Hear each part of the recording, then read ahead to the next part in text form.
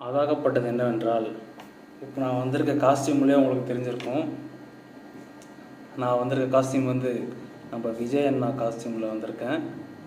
இப்போ பார்த்துக்கிட்டிங்கன்னா, நான் இந்த வீடியோவில் என்ன சொல்ல போகிறேன்னா,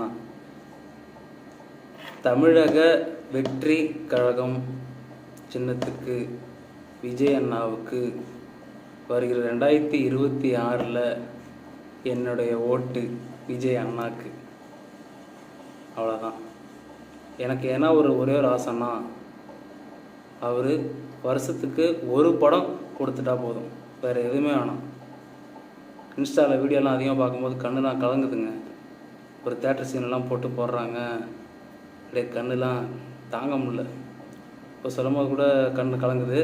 இருந்தாலும் வீடியோவில் செய்யக்கூடாதுன்றதுக்காக நான் சொல்லலை.